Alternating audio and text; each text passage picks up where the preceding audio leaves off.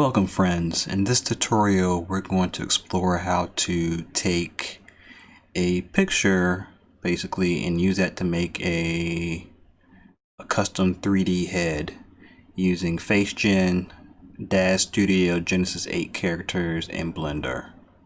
And for the purpose of making, say you want to make a doll with a face of somebody that you know. So I am doing so with a picture of myself and making it for what they call a ball jointed doll, which I found a couple of those on Thingiverse. And there's like a Thingiverse male ball jointed doll, and I basically want to replace this with a head based on, for example, with me. So that's the one I'll be using for my example. So the main part is getting the face right, and then having the basically the socket for the neck match what's already there, so it'll fit onto the torso. So for my example, this is a doll that's in 1/3 scale. I want mine in 1/6 and actually a little bit smaller than that, so I'll be reducing this head that I'll be using for a reference point by 43%. But anyway, let's take a look at some other things. So I'm using FaceGen. I'm not going to go step by step of how to use FaceGen to get a model, but if you're interested in that, let me know, and I may be able to work on something or point you in the right direction. I basically used 3 photos to get this 3D model of my face, and I exported it as a Genesis 8 male. And then in Daz Studio, I took a Genesis 8 male and just a generic one, loaded it, and applied this shape that I saved. I saved it as wheel texture, and then as you can see, that's the generic Genesis 8 shape. When you apply it all the way, you get the shape that you got from FaceGen. I added some other clothes and things for another project. The main thing, and I also added the textures I got from FaceGen, but textures are not important for the 3D modeling or 3D printing aspect. And also I won't be using this hair or beard because that's like thousands and thousands of separate meshes that won't really print well in a 3D printer. But I'm going to export everything anyway. So what I would do is you can go to File, Export, and you can save your file. I saved it as this, but name your file. You can use OBJ or FBX. I'm using FBX even though it's a little bit more cumbersome, but I use that quite often anyways for other things, so that's what I'm going to be using. And then we need to go to Blender or any really 3D modeling application.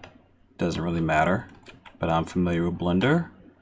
So I'm just going to delete the default scene, and I'm going to import 2 files. One is the FBX of the Genesis 8 male character, and then the other one will be a STL file for the BJD doll head, using that for reference. So I'm going to go ahead and import FBX, find where I saved my Genesis 8 character. Make sure I uncheck use pre-post rotation, and then check under armature automatic bone orientation. This will take a few moments, so I'll probably skip ahead. Alright, the character is loaded, and the next thing I want to do is import the head of the BJD doll just for reference. And we'll be modeling a little bit around that. Wrong file type, I meant STL. And there is the head. And that head is currently in 1/3 scale, so I'm going to reduce it by 43%, or reduce it to 43%. And then I want to rotate it so that it is facing forward, so I know that's about 131 degrees on the x-axis.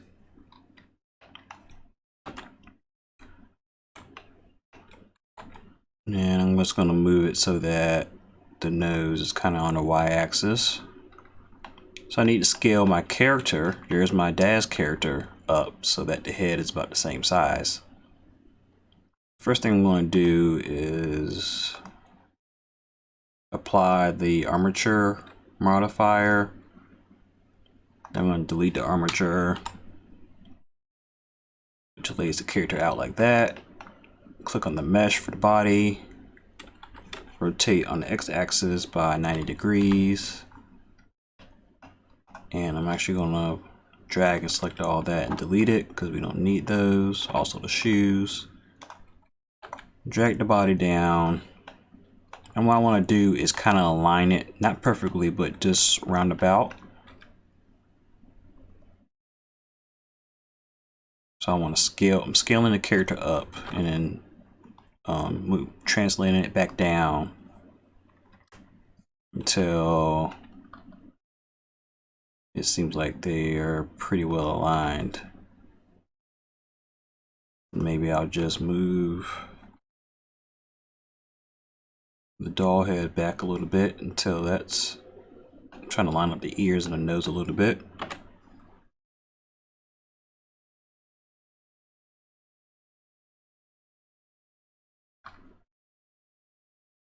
Okay, the head is going to be wider than, or the doll is going to be wider than the head of the figure because it's more of an anime influence style, cartoonish style, so that's going to be expected. One thing I want you to notice for this particular doll is that the cutoff point for the socket is basically pretty close in line with the jawline. So right under the jawline is where we get this kind of slant going. So we're going to try to emulate that as much as possible in the character. So I'm going to hide the BJD doll, go to edit mode, and what we're going to do is bisect the mesh along here around about the same points as the BJD doll. So I'm going to bring that back in, and we're going to go kind of the same direction. So I'm with the mesh selected and in edit mode and all the geometry selected. I'm going to go to mesh, bisect. I'm going to put my mouse here right under the jaw and then drag the mouse and drag the line to go kind of parallel, maybe not perfectly, but mostly parallel with the BJD doll's head. And then we get this arrow after we let go of the mouse, and we can actually drag that up and down. The bisect will allow it to go up and down the mesh in that same direction, perpendicular to your line. So we can move it as close or far away from that point as we want to. Again, just getting just under the jaw, so maybe about there. And then hit enter. Or is it enter? Oh, just click away, and that will pretty much set it in stone. And what I want to do now is hide the BJD doll, and I want to basically delete everything below the line that we just made. So I'll do that by going to Alt Z to go to X-ray mode, and I'm going to use circle select with C to highlight any vertices right under the line. Get all the vertices that are right under the line. And I'm sure there's probably an easier way to do this, but this general method has been what's worked for me so far for creating a doll head, or a bust. Actually, FaceGen does have a software that does 3D heads. FaceGen 3D print, but I haven't explored it, and it's quite more expensive than the FaceGen Artist, which is the program I showed you earlier. And you still got to do some modeling work if you wanted to model for a doll head. Anyways, going right back to this, all the vertices right under the line have been highlighted. Hit X, delete vertices. Okay, we got a few more. Highlight those. So So now we have an edge loop. Alt Z. I can actually select this whole edge loop and all those are selected. So I just want to make sure I have a good edge loop to begin with. Hit L while over the lower body to select all the lower body. Hit X, delete all those vertices. Now we just have the head. Let's go back to object mode. I'm just gonna go ahead and set the origin to geometry. One tool that we want to use or add-on, we go to preferences and we want to use loop tools. That's going to help us out a little bit. So search for loop and go and check loop tools.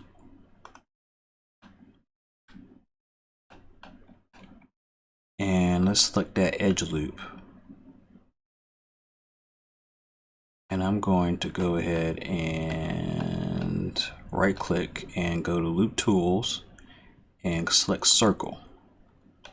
And what that did was make a circle out of the geometry that we had selected. I'm going to scale down a little bit just to make sure it's smaller than everything else around it. Maybe a little bit more. Okay, that should be good. Now let's bring back in the BJD doll head. We'll need that as a reference. I'm also going to name these a little bit better.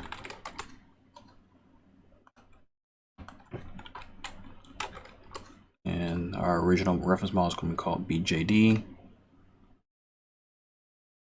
And what we want to do now on our mesh with that circle selected, we want to basically keep extruding until we get a shape that is about the size of this hole right here. And then we're going to use proportional editing to create this this concave, this semi-sphere right here. So before we do that, go back to object mode. I'm going to move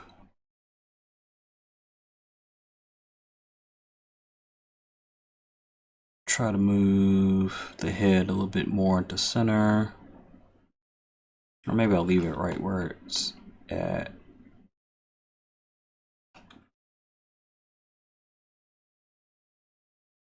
Let's leave it where it's at for right now. I'm gonna hit Control 7 to go to bottom view. And I'll start extruding. So hit E, then S, E, S, E, S, E, S.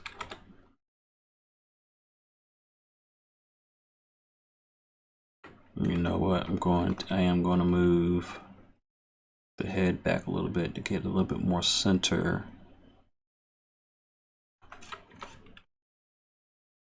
Scale that like that.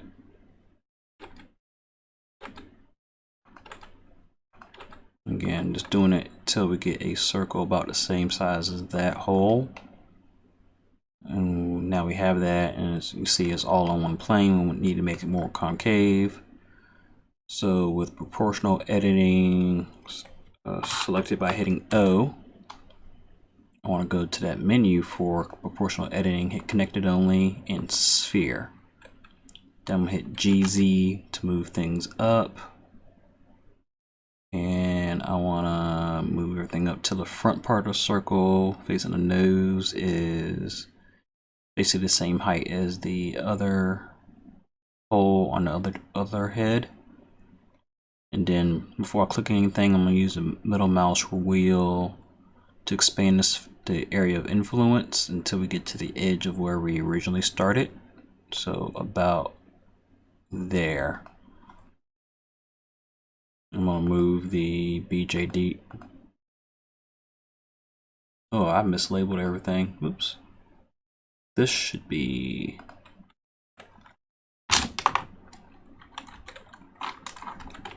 wheel head. This should be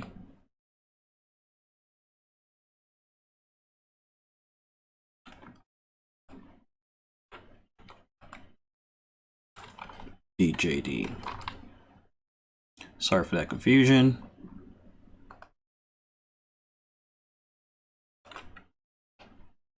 Anyways, I'm going to make that disappear.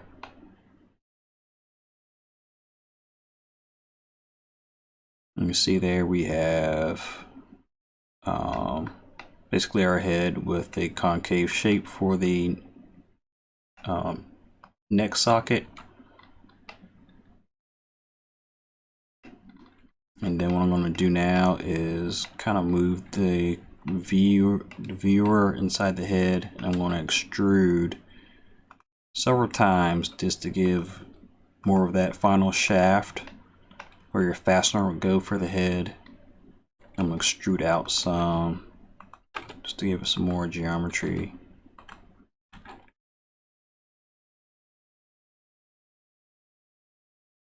I think that's good enough.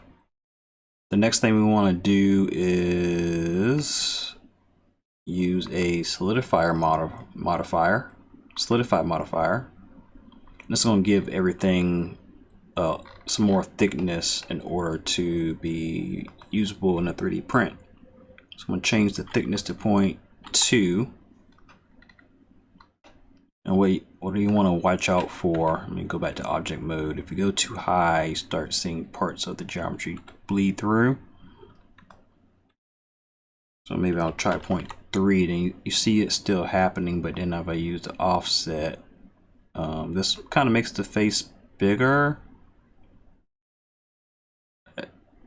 However, I mean, that's fine for my purposes.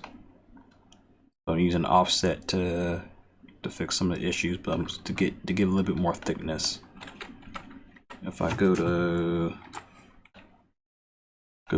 X-ray mode, you can see how much thickness I get out of that. So you want to be able to print with some sturdiness to your doll head, but not too much, not too little. And I'm not a perfect modeler by any means, but and there's definitely some cleanup that could be done with this. Let's go ahead and I'm going to turn off the Solidify Modifier. This can be definitely cleaned up a little bit.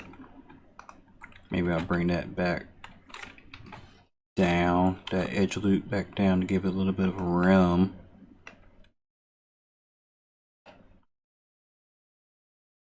So you might not have a BJD doll, you might have another type, and you want to do some cleanup, or you have a different shape, and that would change how you would proceed with that step.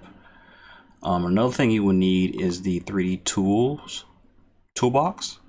So you go to your add-ons and you type in print, and you check 3D print toolbox. One thing you can do to make sure that your 3D models are good to go for 3D printing, you can use this to check for any bad geometry, like non-manifold edges or bad edges. This one I get some non-manifold edges, but I'm wary of, you can use cleanup to fix that automatically. However, in my case, it does weird things, so I'll just go ahead and hit Control Z to undo that, and I'll take my chances. This weird thing just happened because I think one of the vertices in our original loop was kind of out of place, but so that's something I would have to clean up. Anyway, this is the general flow of how you would do things, and then you would export your STL file, this head, from here, from this menu. You select the directory where you want to go. I would go ahead, for this case, apply scale, because we did change the scale of our original mesh, and then export. It will save your file in the location that you designated. It will name it basically the name of your file if you saved your file, or it'll say Untitled, and then the name of the mesh. So it'll be like Untitled Wheel Head. And then you can go into your slicer program, and this is the earlier example of one I did before this tutorial, and you'll get a file like this that you can go ahead and print with your 3D printer. So hopefully this was helpful today. If you have any questions, let me know in the comments, or suggestions, or anything about licensing or anything like that. I'm not too sure on everything. I think we're good to go with the process that we use, but I'm not 100% sure, so definitely check that out. Thanks for watching. Have a blessed day.